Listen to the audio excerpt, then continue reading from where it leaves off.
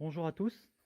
Aujourd'hui, on va faire une intervention mécanique. On va remplacer le roulement de roue euh, avant d'un Dodge Journey 2017. On a préparé le travail, on l'a posé sur chandelle, la roue est levée. Donc le roulement n'a pas de jeu, mais il est bruyant. Au roulement, lorsque le véhicule se déplace, il y a un ronronnement, donc d'un roulement défectueux. Et donc on va effectuer son remplacement. On en a un autre, on a préparé le chantier. Donc on a des douilles ici pour l'impact. On a un certain nombre d'outils, du dégrippant, du nettoyant. Nos douilles ici pour démonter la roue. Et on a notre roulement, donc de moyeu. Alors le roulement ici, la particularité, il vient complet. Donc on remplace toute cette partie là. Donc on voit il est maintenu par 4 vis derrière.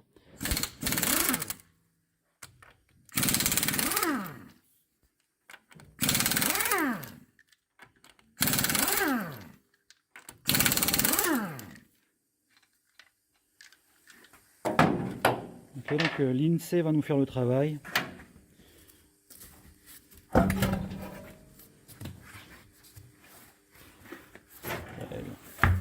On dépose la roue, donc on a utilisé les bons outils. Il faut faire attention lorsqu'on dépose l'écrou du cardan.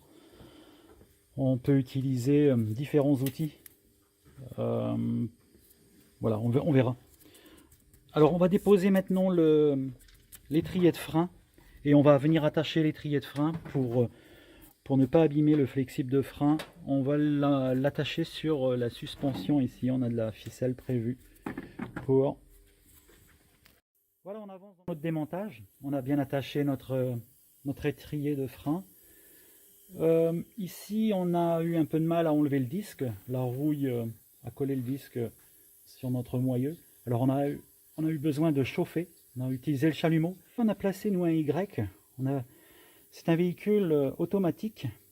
Lorsqu'on va utiliser une barre pour forcer sur le cardan, on va utiliser le pistolet à choc. C'est un écrou qui est serré avec un couple très très fort. Et on peut abîmer les transmissions et la boîte. Alors nous, on l'a mis en butée ici sur un Y au niveau du pan. Et on a nettoyé. C'est encore un peu chaud parce qu'on vient de chauffer. On a mis un dégrippant. Et on va utiliser on a serré ici les écrous. On va utiliser le pistolet à choc.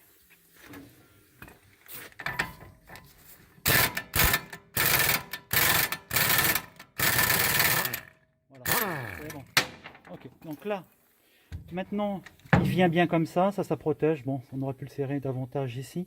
Ce qu'on va faire, c'est bien vérifier que l'arbre de roue coulisse bien. Et là, on voit, ça coulisse bien. Sinon, si ça ne coulisse pas, ça arrive qu'il soit grippé.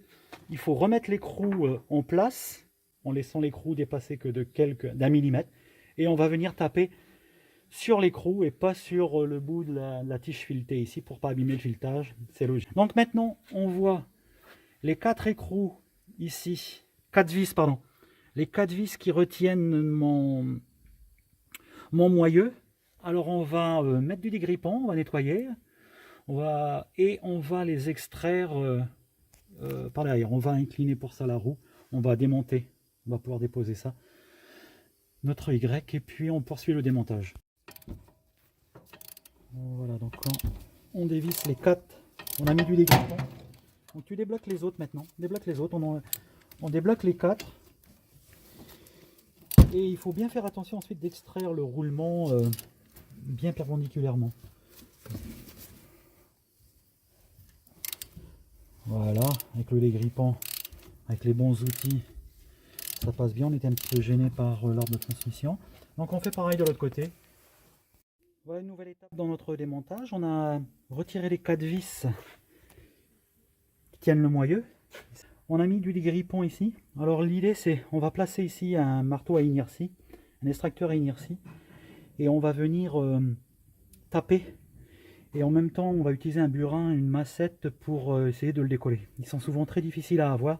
Et si vraiment c'est difficile, pour pas taper trop fort au niveau des rotules, bon, en haut c'est solide, en bas la rotule inférieure, on va peut-être chauffer. On a le chalumeau, donc on devra peut-être chauffer pour aider à l'extraction de notre roulement.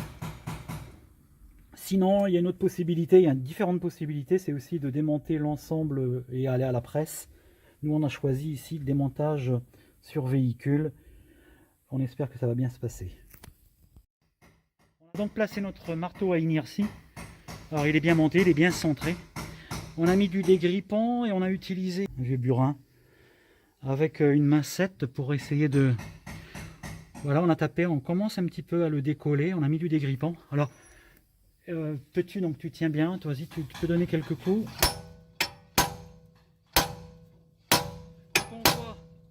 On voit qu'il bouge, donc on va y aller doucement, mais on a besoin de... C'est-à-dire qu'au même moment où elle va utiliser le marteau à inertie, je vais utiliser ma mancette avec un burin pour l'aider. Donc pour ça, je vais être obligé de couper la vidéo, parce que j'ai besoin de mes deux mains. Voilà. Mais bon, l'idée, c'est ici donc de ne pas s'acharner sur un marteau à inertie, dans la mesure où je reste monté sur tout l'ensemble de mon véhicule. Voilà, on a réussi à enlever, donc en utilisant l'extracteur à inertie. Alors on n'a pas réussi à enlever, on avait peur de le casser, le capteur ABS, il est là, on fait attention parce qu'on devra, il faut nettoyer bien, parfait, il faut nettoyer parfaitement la. Nettoyer avec une petite brosse l'intérieur, bien graisser l'ensemble avant le remontage du roulement. On va dans la revue technique aller chercher l'information des couples de serrage pour serrer évidemment tout ça au couple prescrit. Donc voilà, d'habitude on utilise la documentation technique pour avoir les renseignements techniques concernant les couples de serrage. On voit ici les 4 vis qui tiennent notre roulement. Donc on voit le couple de serrage 61 Nm. On peut voir, donc on aura aussi pour le reste, exemple pour les freins, on voit 10 déca-Nm, etc. Donc on relève tous nos couples de serrage, on utilise la clé dynamométrique et une comparaison des deux roulements. Alors le roulement qui a été démonté, alors c'est peut-être pas flagrant ici parce qu'il n'y a pas le poids, mais il y a un bruit, on sent un bruit. Alors que le roulement neuf, donc il tourne sans aucun bruit et on sent que le roulement n'est pas abîmé, pas usé. Alors on va maintenant poursuivre le montage. Tu vas graisser l'arbre, voilà, et puis donc on va bien graisser ça, les surfaces d'appui et aussi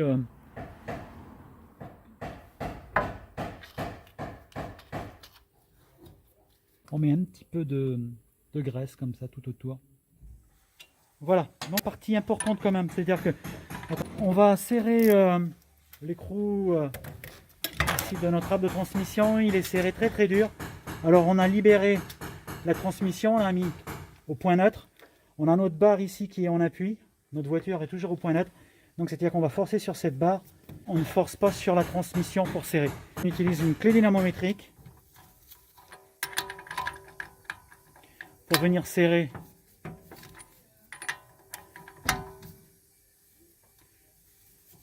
on va doucement avec la clé dynamométrique jusqu'à temps qu'elle se déclenche. Là on a un grand bras de levier, hein. Voilà, c'est parfait. On a serré à 25 déca-Nm. Le serrage de notre écrou est correct. On va remonter le disque. Alors on met un peu de graisse sur le plateau. On a eu du mal à l'enlever, il a fallu chauffer. Donc en mettant un peu de graisse, ça va éviter ce genre de soucis.